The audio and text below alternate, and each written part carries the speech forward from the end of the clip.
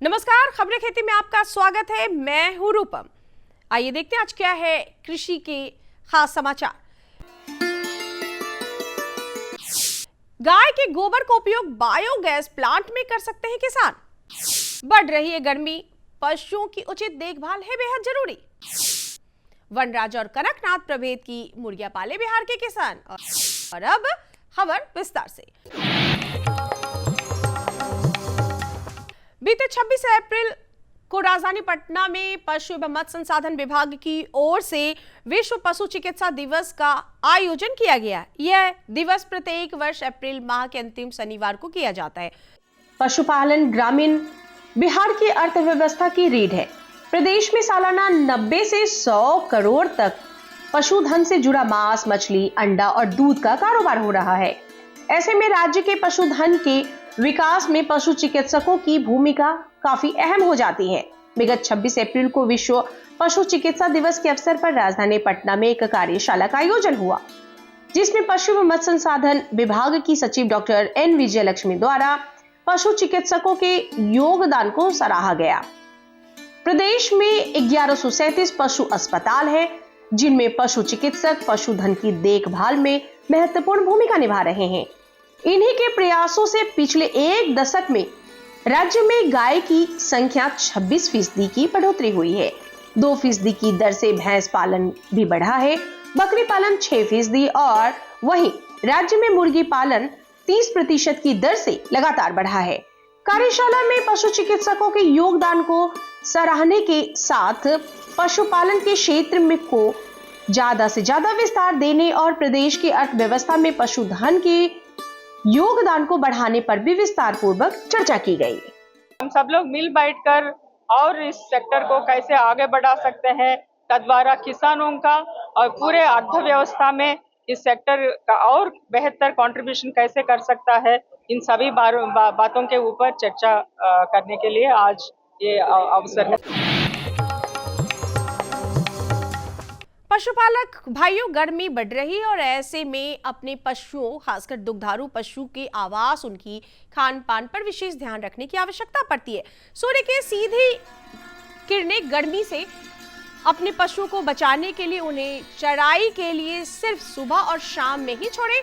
उनके शरीर को शीतल रखने के लिए उन्हें प्रतिदिन हरा चारा खिलाएं, ताजा ठंडा पानी पिलाएं। अपने पशुओं को छायादार पेड़ के नीचे अथवा घास फूस की छत के नीचे रखें। दुधारू पशुओं को अभी हर रोज 50 से 100 ग्राम खनिज लवण की भी जरूरत पड़ती है, इसलिए उन्हें अवश्य खिलाएं। उनकी रोग प्रतिरोधक क्षमता इससे बरकरार रहती है।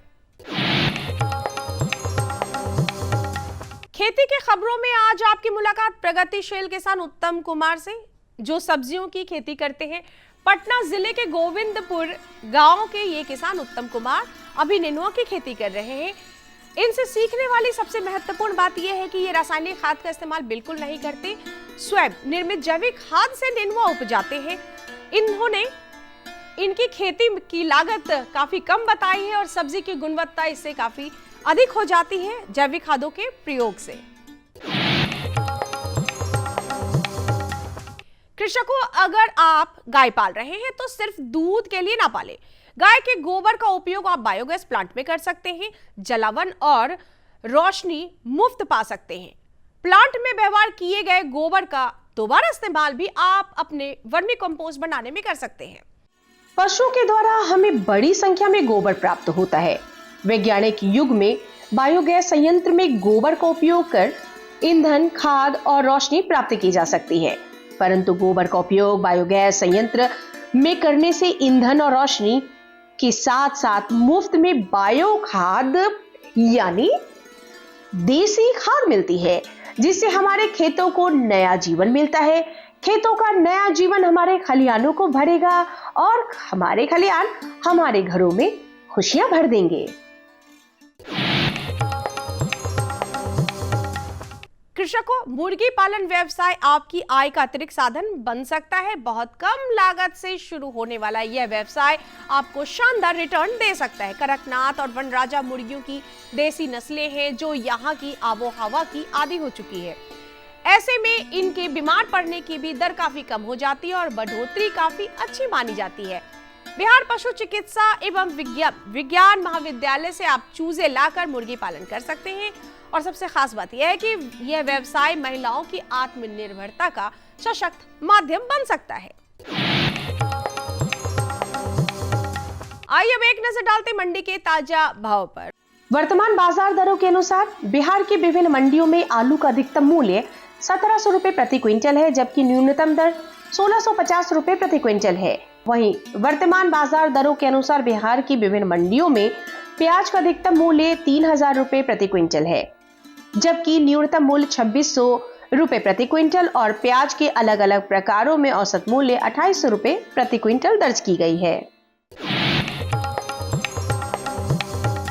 और चलते चलते किसान भाइयों, आप देखिए मौसम का पूर्वानुमान। राजधानी पटना सहित पूरे प्रदेश का अधिकतम तापमान 40 डिग्री सेल्सियस और न्यूनतम तापमान 28 डिग्री सेल्सियस के आसपास बने रहने की संभावना बताई गई है। 20 किलोमीटर प्रति घंटे की रफ्तार से हवाएं भी चलेंगी।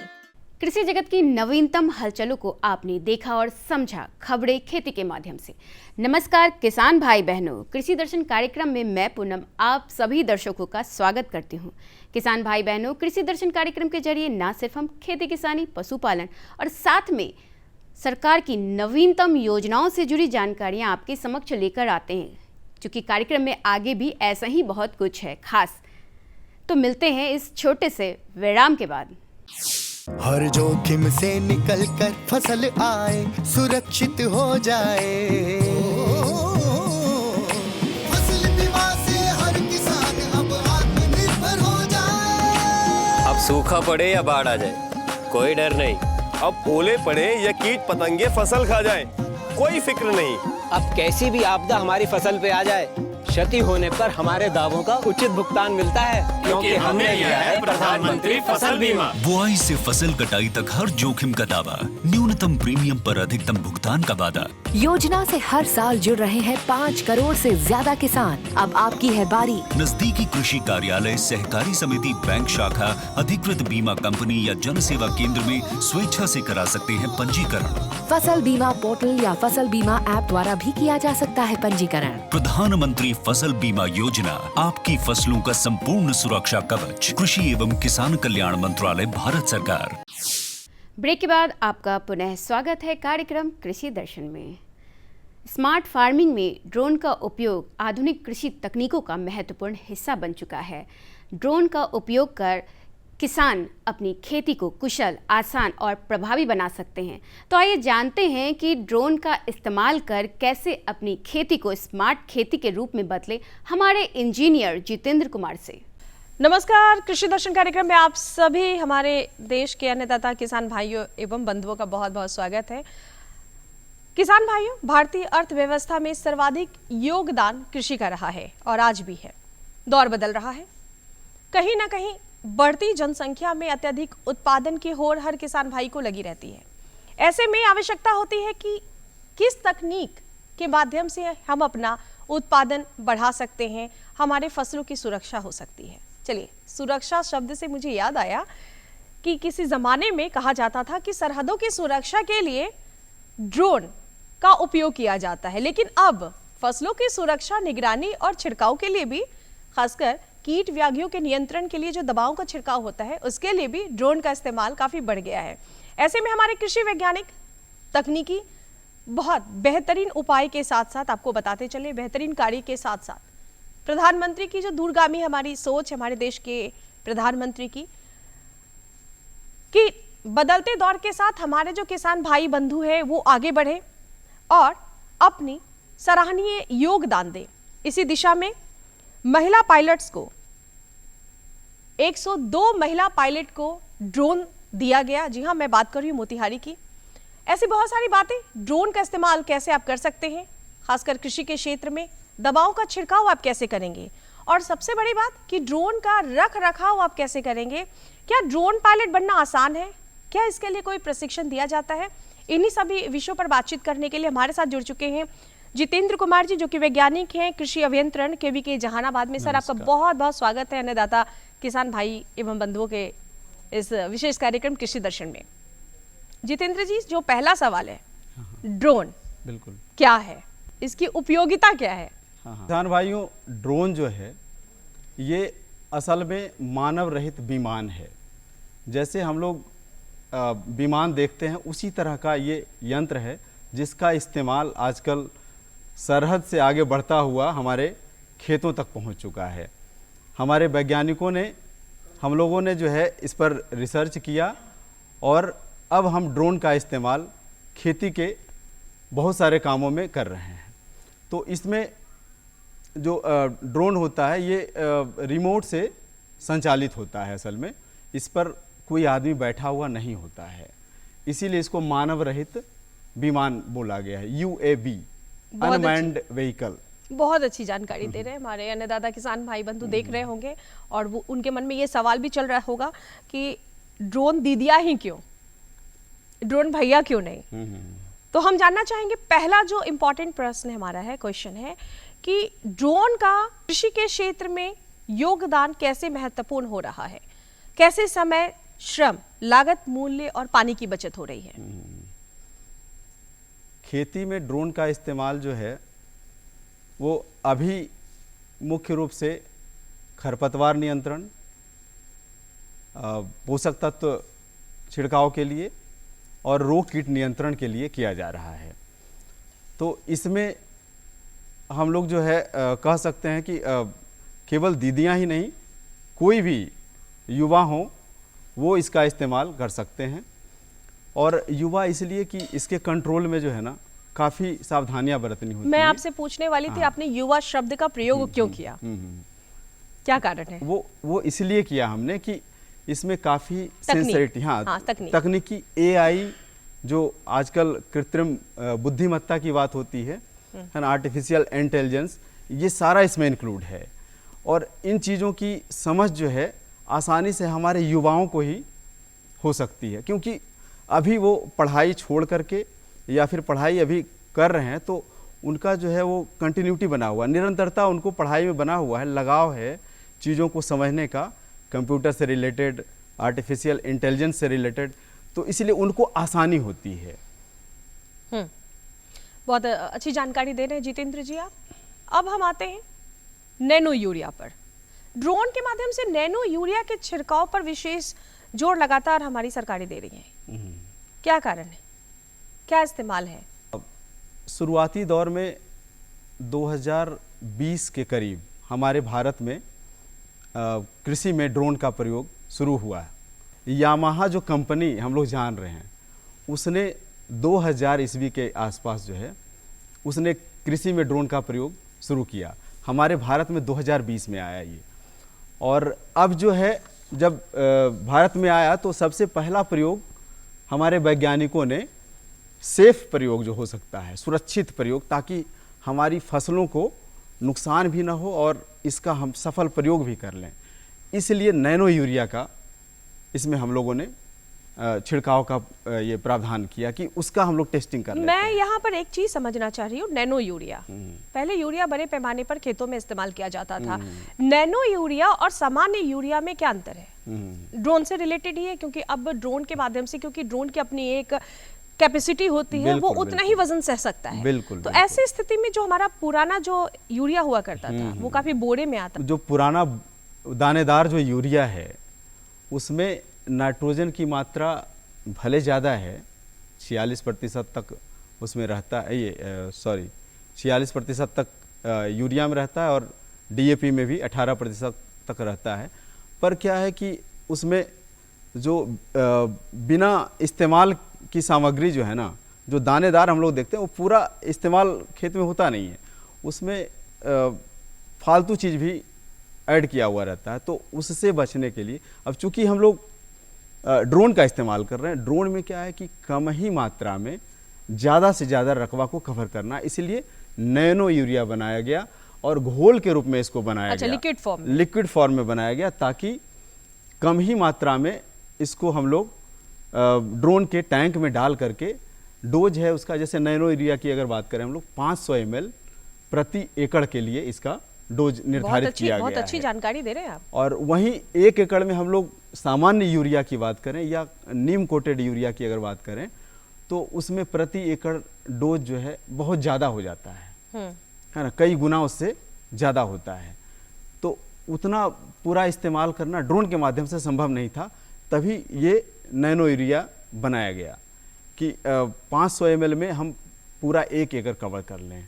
और पानी की बचत? पानी की बचत इसमें क्या है कि ड्रोन में जो कृषि में ड्रोन इस्तेमाल होता है तो इसमें मध्यम श्रेणी का ड्रोन इस्तेमाल किया जाता है।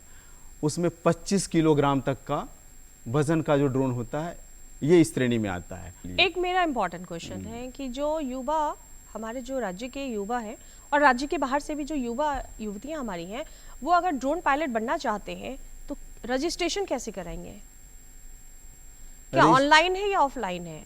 रजिस्ट्रेशन इसके लिए खुद ही वो सेंटर पर पहुंच करके उनके यहाँ डायरेक्ट रजिस्ट्रेशन का सुविधा होता है, तो सेंटर से सीधा संपर्क करके रजिस्ट्रेशन करवा सकते हैं। क्या ड्रोन पायलट बनने के लिए निशुल्क प्रशिक्षण है या कुछ देय है? इसमें अभी शुल्क रखा गया है। लगभग अलग अलग जो ट्रेनिंग सेंटर्स हैं वो सबका थोड़ा वेरी करता है, पर 50,000 से लेकर के 60,000 के बीच में इसका शुल्क है, जो कि 10वीं पास का कोई भी युवा युवती इसमें शामिल हो सकता है। क्या ड्रोन, कुछ लोग ड्रोन अगर खरीदना चाहते हो हमारे किसान भाई, तो क्या सरकार द्वारा इस पर किसी तरीके की व्यवस्था, अनुदान जैसी व्यवस्थाएं की गई है? देखिए, ड्रोन दूसरे जो कृषि उपकरण हैं उसी की तरह ये भी है तो महंगा। कीमत की अगर बात करें हम लोग तो अलग अलग जो मैन्युफैक्चरर्स हैं वो 5 लाख से लेकर 10 लाख तक कीमत रखे हुए हैं कृषि ड्रोन का, और इस पर सरकार जो है देख रही है कि इसका काफ़ी भविष्य है, हमारे भारत में खासकर काफ़ी भविष्य है। इसीलिए सुविधा के रूप में हमारे केंद्र सरकार के द्वारा युवाओं को अगर कस्टम हायरिंग के तौर पर इस्तेमाल करने के लिए उनको खरीदना है तो उनको 50% तक सब्सिडी उपलब्ध कराई जाती है, या सुविधा, मतलब 50% तक उसमें। महिलाओं के लिए कुछ अलग व्यवस्था? महिलाओं के लिए या पुरुषों के लिए, सबों के लिए अभी समान रखा गया है। तो 50% कॉस्ट में उनको सुविधा मिलता है।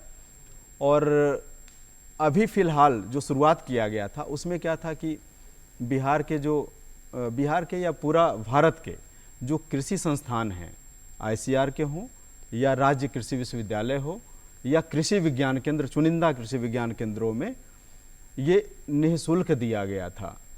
ड्रोन, एक ड्रोन जो है उस दिया गया था ताकि हमारे किसान भाइयों तक ये आसानी से जानकारी पहुँचे कि ड्रोन का इस्तेमाल करके वो अपना कीमती समय, उपादान, अपना मजदूरी, ये सारा कुछ जो है बचत कर सकते हैं और अपना उपज बढ़ा सकते हैं। तो इसके लिए ये सुविधाएं सरकार की तरफ से भी हैं दी गई हैं। बिल्कुल।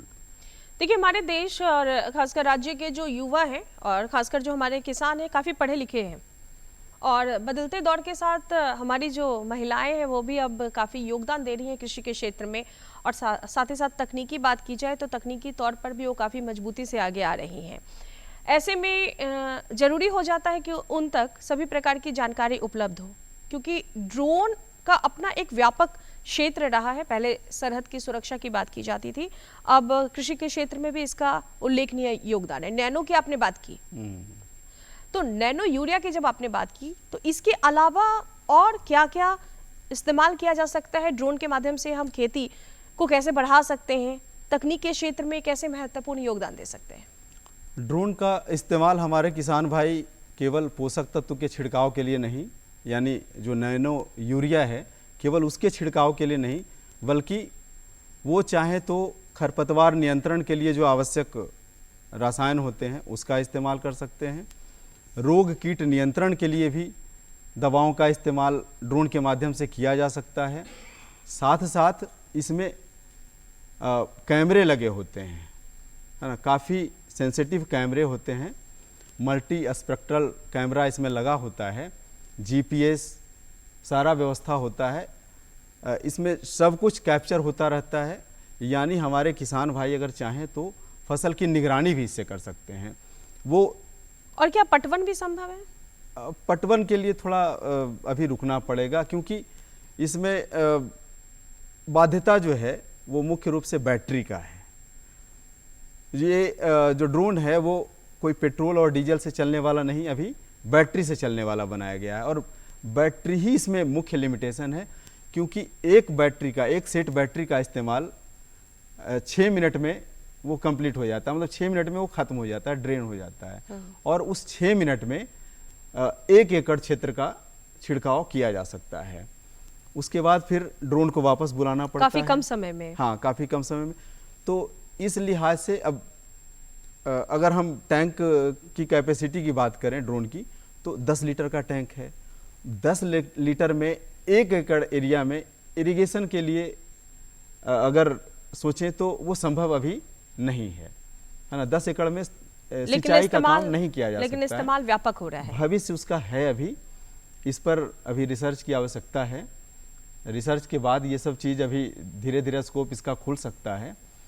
पर सिंचाई का दूसरा जो आयाम है, पहले से हमारे किसान भाई इस्तेमाल कर रहे हैं, ड्रिप इरिगेशन हो या स्प्रिंकलर हो, छोटे एरिया में मिस्टर फॉगर, ये सब जो इस्तेमाल किया जा रहा है, उसके माध्यम से पानी का बचत कर सकते हैं। हाँ, ये जो छिड़काव हम लोग करने की बात कर रहे हैं, चाहे नैनो यूरिया हो या फिर खरपतवार नाशी हो या फिर कीटनाशी हो, इसमें भी पानी की काफ़ी बचत है।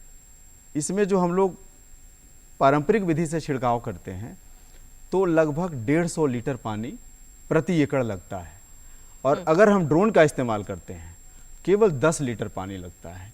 तो अगर सुदूर एरिया में कहीं हमें छिड़काव करना है तो पानी बहुत दूर से अगर लाने की समस्या है या फिर उपलब्ध नहीं है, तो वैसे कंडीशन में ये जो ड्रोन काफी उपयोगी साबित हो रहा है। बिल्कुल उपयुक्त बिल्कुल, आप हो सही, जाता है। बहुत उचित जानकारी दे रहे हैं कि ड्रोन काफी उपयोगी हो जाता है।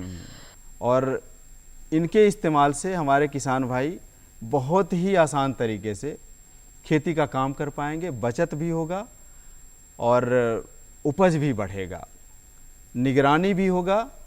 उसका निगरानी करने के लिए जो कैमरे उनको निर्देश देंगे, जो उसमें डाटा कलेक्ट होगा, उसका विश्लेषण करके हमारे विशेषज्ञ जो है फिर उसका एक कंक्लूजन, एक जो सारांश होता है उसका निकालेंगे कि अब जैसे निगरानी के दौरान पता चला कि खेत के किसी भाग में पानी की कमी है, कहीं किसी खास स्पॉट पे रोग लग रहा है, कीड़े लग रहे हैं जो कि दूर से देख नहीं पा रहे हैं हमारे किसान भाई, तो इस तरह का कार्य काफ़ी सरल हो जाएगा। आप लागत तो बचाते हैं और उत्पादन भी अत्यधिक, यानी आपका जो फसल है उसकी पैदावार की होड़ लगातार हमारे किसानों भाइयों के कंधों पर रहती है। ड्रोन के इस्तेमाल से स्मार्ट एग्रीकल्चर का जो कॉन्सेप्ट, जैसा कि जितेंद्र जी ने कहा, पहले तो हम धन्यवाद करते हैं। और स्मार्ट एग्रीकल्चर का जो कॉन्सेप्ट बदलते दौर के साथ बढ़ रहा है, उसमें आप सबकी सराहनीय योगदान हो। और कृषि के क्षेत्र में ड्रोन का इस्तेमाल से निश्चित ही तौर पर पैदावार तो बढ़ेगी ही और कीट व्याधियों का भी अंत होगा और हमारी फसलें भी लहलहाएगी। तो इसी के साथ हमें और हमारी पूरी टीम को दीजिए इजाजत। नमस्कार, देखते रहे कार्यक्रम कृषि दर्शन। दर्शकों, अभी आपने जाना कि स्मार्ट खेती ड्रोन के जरिए कैसे की जाए। अब बढ़ते हैं कार्यक्रम के अगले भाग की ओर, जो कि है सरकार की योजनाओं से जुड़ी। जी हाँ, सरकार की योजनाएं, नवीनतम योजनाएं, जो कि हमारे किसान भाइयों के लिए कितनी महत्वपूर्ण है, कितनी कारगर है, आइए जानते हैं इस फिल्म के माध्यम से। किसानों के चेहरे पर खुशहाली, हर खेत को मिल रहा है पानी। ये है न्यू इंडिया की कहानी। फसलों की भरपूर पैदावार के लिए बीज और खाद के साथ साथ जल एक महत्वपूर्ण कारक है। पानी की बचत न केवल मिट्टी के स्वास्थ्य में सुधार करती है, बल्कि उत्पादकता बढ़ाने और पर्यावरणीय लाभ प्रदान करने में भी मदद करती है। इसके अलावा पानी की उतनी ही मात्रा से लंबे समय तक सिंचाई तथा विस्तारित क्षेत्र में सिंचाई करने में भी मदद मिलती है। इसे ध्यान में रखते हुए माननीय प्रधानमंत्री श्री नरेंद्र मोदी जी के दूरदर्शी नेतृत्व में कृषि एवं किसान कल्याण मंत्रालय ने साल 2015-16 में पर ड्रॉप मोर क्रॉप यानी प्रति बूंद अधिक फसल योजना लागू की थी। पर ड्रॉप मोर क्रॉप पर सरकार का बहुत जोर है और ये समय की मांग भी है। साथियों, माइक्रो इरिगेशन भी इनपुट कॉस्ट कम करने का और ज्यादा प्रोडक्शन का बहुत बड़ा माध्यम है और एक प्रकार से एनवायरनमेंट की भी सेवा है। सूक्ष्म सिंचाई के माध्यम से उपलब्ध जल संसाधनों के उपयोग को इष्टतम किया जा रहा है। इसका उपयोग सटीक सिंचाई और बेहतर ऑन फार्म जल प्रबंधन प्रथाओं को बढ़ावा देने के लिए भी किया जा रहा है। सूक्ष्म सिंचाई का ये तरीका भंडारित जल के संरक्षण और प्रबंधन में भी मददगार है। सूक्ष्म सिंचाई को 2 तरीकों से अपनाया जाता है। पहला, ड्रिप इरिगेशन। इस तकनीक में पानी को पौधों की जड़ों पर बूंद बूंद करके पहुंचाया जाता है। इस कार्य के लिए पाइप, नलियां तथा एमीटर का नेटवर्क लगाना पड़ता है। इसे टपक सिंचाई या बूंद बूंद सिंचाई भी कहते हैं। दूसरा तरीका है स्प्रिंकलर इरिगेशन। इस तकनीक में दबाव के तहत पानी का छिड़काव किया जाता है और बारिश के रूप में पाइपों के नेटवर्क से जुड़े नोजल सेट के माध्यम से पौधों पर बरसाया जाता है। योजना के मूल्यांकन से पता चला है कि माइक्रो इरिगेशन से जल उपयोग दक्षता में लगभग 30 से 70% तक सुधार हुआ है। विभिन्न फसलों की उत्पादकता में 9 से 60% तक की वृद्धि हुई है तथा गुणवत्ता भी बढ़ी है। किसानों की आय में 10 से 69% तक की बढ़ोतरी हुई है। पंपिंग में विद्युत ऊर्जा और डीजल की बचत हो रही है। साथ ही इससे ग्रामीण क्षेत्र में रोजगार के अवसर भी उत्पन्न होते हैं। पर ड्रॉप मोर क्रॉप यानी प्रति बूंद अधिक फसल के तहत ड्रिप और स्प्रिंकलर सिस्टम के लिए सरकार छोटे और सीमांत किसानों को 55% और अन्य किसानों के लिए 45% की सहायता प्रदान करती है। इसके अलावा कुछ राज्य सूक्ष्म सिंचाई को प्रोत्साहित करने के लिए किसानों को अतिरिक्त सब्सिडी भी प्रदान करती है। इसे लगाने के लिए एक लाभार्थी को अधिकतम 5 हेक्टेयर क्षेत्र में सूक्ष्म सिंचाई हेतु सहायता मिलती है। पिछले 9 वर्षों में प्रति बूंद अधिक फसल यानी PDMC योजना के माध्यम से सूक्ष्म सिंचाई के तहत लगभग 78 लाख हेक्टेयर क्षेत्र को कवर किया गया है, जो कि 81% से अधिक सूक्ष्म सिंचाई कवरेज है। इसके अलावा सूक्ष्म सिंचाई के कवरेज के विस्तार के लिए नाबार्ड के साथ मिलकर 5,000 करोड़ रुपए की सूक्ष्म सिंचाई कोष यानी MIF बनाया गया है एवं इस कोष को 10,000 करोड़ रुपए तक बढ़ाना प्रस्तावित है। पर ड्रॉप मोर क्रॉप योजना का लाभ पाने हेतु अपने नजदीकी कृषि एवं उद्यान विकास के कार्यालय से संपर्क करें। माननीय प्रधानमंत्री श्री नरेंद्र मोदी जी के मार्गदर्शन में देश का किसान अब आत्मनिर्भर होकर खुशहाली की ओर अग्रसर है। देश अब संकल्प से सिद्धि की ओर बढ़ चला है। तो दर्शकों, अभी आपने जाना ड्रोन के जरिए स्मार्ट खेती को और साथ में सरकार की योजनाओं को भी समझा। अब वक्त है आपसे विदा लेने का। अगले अंक में हम फिर हाजिर होंगे ऐसे ही कुछ नई और खास जानकारियों के साथ। तब तक के लिए मुझे और पूरी कृषि दर्शन टीम को दे इजाजत। नमस्कार। हमारा पता है कृषि दर्शन, कमरा नंबर 203, द्वारा केंद्र निदेशक, दूरदर्शन केंद्र पटना, फ्रेजर रोड, पटना।